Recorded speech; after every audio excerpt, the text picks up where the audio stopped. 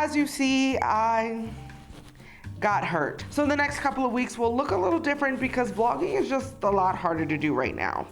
So today we're doing a Q&A about my research experience in Brazil and a little bit about my injury. And so the first question is, how was living in Brazil? Completely honestly, it was such a wonderful experience. I know almost everybody who goes and studies abroad or lives in another country comes back and they're just raving, oh, I love it, I love it, I love it. Living in Brazil really gave me an opportunity to kind of see the world from a completely different perspective. Now, this isn't the first time I've lived abroad. I've lived in Spain, but being in Brazil was just different. I was practicing a different language. I was eating new delicious foods, experiencing a new community of hyper diverse, hyper populated spaces. We lived in Sao Paulo, which is one of the biggest cities in the world with one of the highest populations of almost any ethnic group that you can imagine. So it was just a lot going on. And I think it was a beautiful experience that I really, really enjoyed. And we've only been gone a very little while, and I'm already thinking in my head, like, how do I get back to Brazil? So all in all, it was wonderful. The next question is directly related to living in Brazil, and it is, how was living in another country, learning another language, and speaking to native language speakers? For me, I started learning Portuguese only about a year before I went to Brazil. And that's because when I started my PhD, I was learning French because I didn't know where I was gonna go at the beginning. I thought I was going to Philadelphia. And so for me to do a lot of readings on transatlantic slave trade, on Black identity, Black politics, but also museums, French was just a very logical language to learn because there's so many Black scholars that speak French.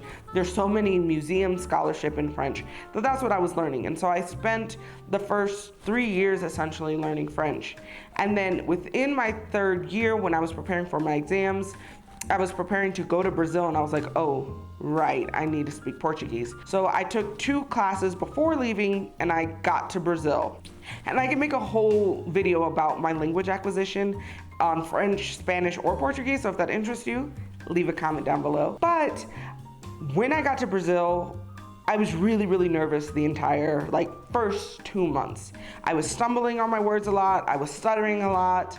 I was saying the same phrases over and over again, but I was really adamant in all those spaces to continue to push through. And that's something that I learned in my first study abroad when I lived in Spain, is that when you are trying to learn a language, it's important to not give into the comfort of using Google Translate as the primary communicator or trying to speak English or have somebody speak English to you. So even when I was in Brazil, if somebody spoke to me in English, I would probably tell them thank you for speaking to me in English. I'm going to continue practicing Portuguese and respond to you in Portuguese. And so at the beginning it was real rough, but by the end I was having pretty full-on conversations, which was really helpful when I started getting into the actual museum and talking to museum professionals at my case study or at the case study I was at, because they were not speaking English and they were speaking a lot of important information all at once. And so I think at first it was really nerve-wracking, but as long as you continue to just allow yourself to be a little uncomfortable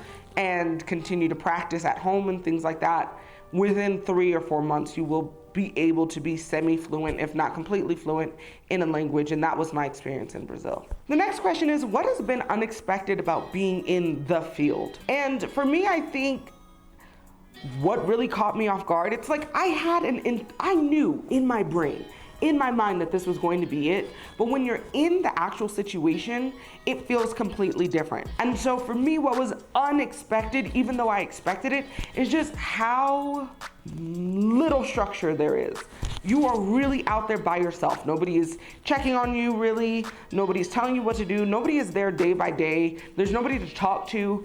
And so if you're in the middle of the field and you're like, you know what, I want to study something else, in theory, you could do that because nobody is the boss of you. And for me, it was very positive to have that type of freedom and to be like, no, this is what I'm doing, this is my research. There was just a lot of freedom, and that freedom felt really, really good for me. But I can imagine it can also feel very nerve-wracking and disorienting for other people. So that'd be something to really think about before you go into the field is how you can give yourself structure or set up time and meetings to meet with somebody regularly or have accountability groups or whatever to help you if you're that type of person. Is there anything different you would do while abroad or in grad school more generally?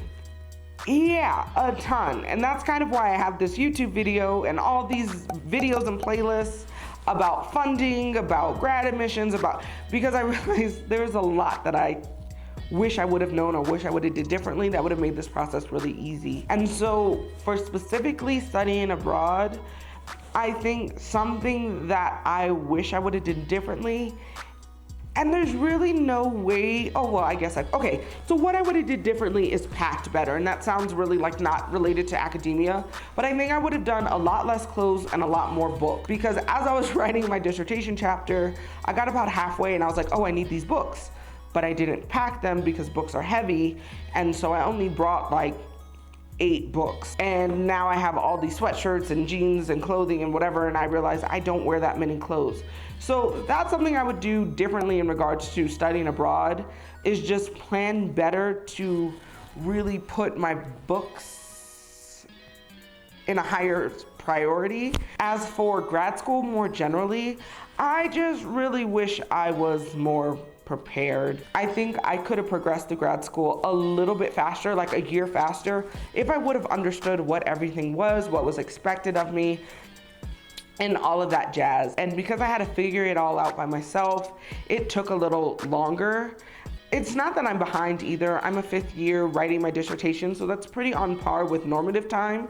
But I just feel like if I would have known what exams were, if I would have understood what a prospectus was, if I would have had support in knowing how to publish earlier, I think I would have met a lot of benchmarks much earlier, because I had the resources I was just prepared to do the things, but because I didn't know what they were, I didn't know how to advocate for myself, which is why I have all of these many videos, because I hope to help other people save money, save time, save stress with avoiding all of the mistakes or saving some times in the places that I couldn't. How has living abroad contributing to my writing of my dissertation? I think what is super amazing about my research in particular is that I study decolonial processes.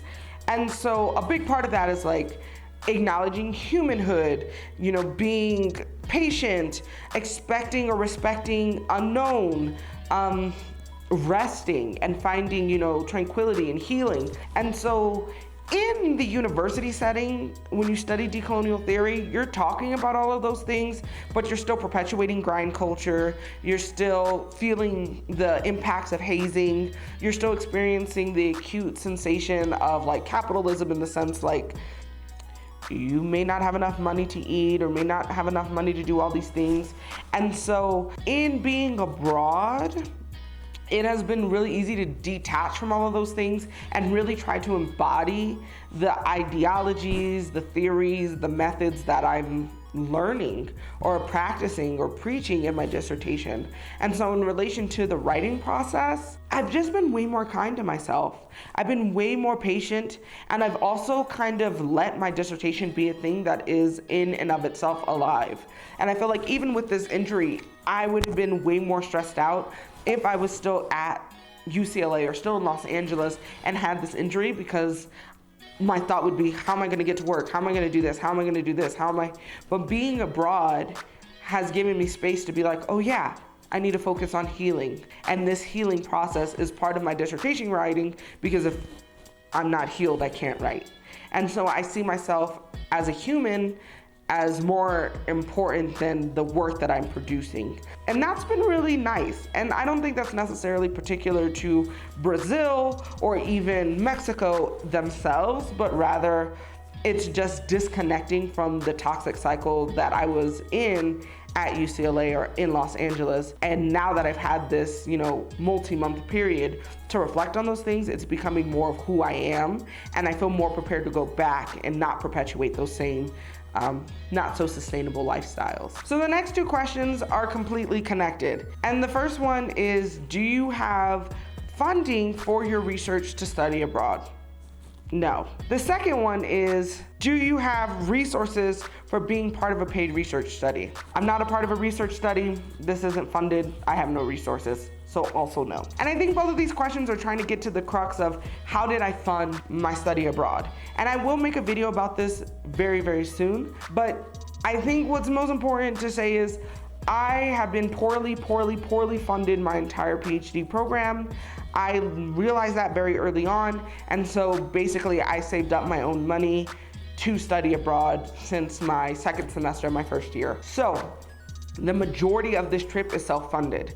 Now, during my time abroad, I did apply to smaller grants and earned some, so there has been money coming in. I also worked 2 jobs for about a month, and there's some vlogs about teaching while studying abroad, and so that also gave me some financial support that added on top of my personal savings. I had to get it done and I need to graduate. So I feel really positive that I had the resources, support, and the wherewithal to start saving as early as I did. How do you stay encouraged, or what motivates you to get up and keep going? This is always an interesting question, and it's like a video that I see a lot on YouTube, like how to stay motivated.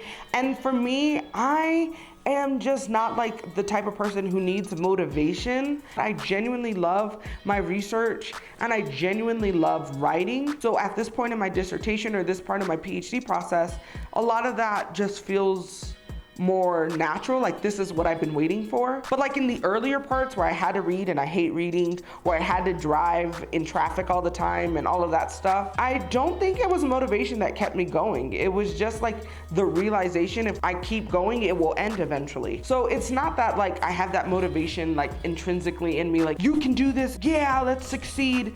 But really it was like, okay, first year done, check. Second year done, check. And that's what keeps me going, is recognizing as long as I make progress, I will get out of it. And also too, I talk a lot about this, or maybe I don't know, I should. But a big part of what I believe in graduate school is that you don't have to be perfect, and it's okay to give all that you have and that not be very much. Like in undergrad, they used to say C's get degrees. That is super duper true in grad school. You just have to pass. And so for me, when there were days where I didn't want to go through it, or I wanted to like not do it anymore or whatever, I would just think, okay, well, don't try to be the best. Just try to get through it, just pass. And that really helped me. And I know that may not feel good for a lot of like people who were the golden child or gifted student, but it's about perspective in life. If I feel like I'm still producing good work and I'm just passing in some instances of my PhD, then I feel like it was worth it. And just passing is good enough. Like that's why it's the passing. So I think it's also about taking off this external pressure to be perfect or to be the best, and to be really patient and caring to yourself and empathetic, and to let yourself not be perfect all the time. This question is really cute. It says, what is your favorite memory of your journey so far? And I think it was really hard at first when I was thinking about how to answer this, but it comes down to, I think it's really cool that I got to move abroad to a whole other continent, let alone a country. And it was with my best friend, with my partner, Eric. And when I first moved abroad to Spain, I was all by myself. I had no friends. I didn't have a partner with me. I was just kind of there. And even though I loved living in Spain and it was a beautiful experience, this has just been so much better. So I think having the opportunity to witness his first time being in another country, being in another continent, being in a different language speaking area or space, and sharing these memories with him is my favorite memory of the journey. It's just the entire process of getting to live a new life with the person I love the most. What has been the most challenging part of the journey so far? I mean, besides hurting my leg, I think it comes down to in regards to grad school. Just like I said earlier, there's no structure or feedback. It's just figuring out if you're doing things right. There's nobody there kind of reading over your stuff or checking over you. And even if you send your drafts to your department or to your chair, they may give you feedback, but it's not the same type of check and balance you get on a weekly basis while you are in class. So yeah, I think the hardest part is just trusting in the fact that what you're producing is good and not needing constant approval or reinforcement that what you're doing is good. And I think, yes, for me, my love language is words of affirmation. So that's also probably super heightened because I like people to tell me I'm doing a good job.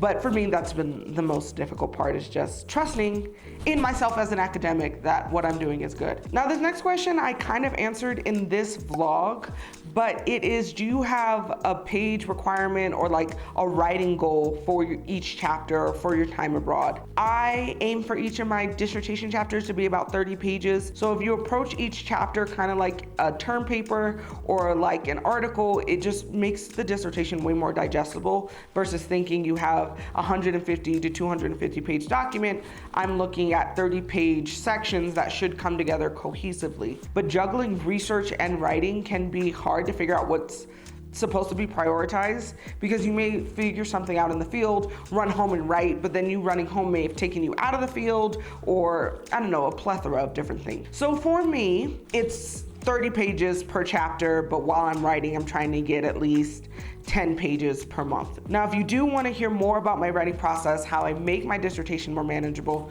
you should watch this video next. Thank you so much for watching and being patient. And if you're wondering what happened to my leg, the first week I got here, I fell down a flight of stairs at the Mexican airport. I tore my patella tendon and needed surgery, and now I'm recovering. So if you want to help me recover, don't forget to subscribe, and I will see you next week.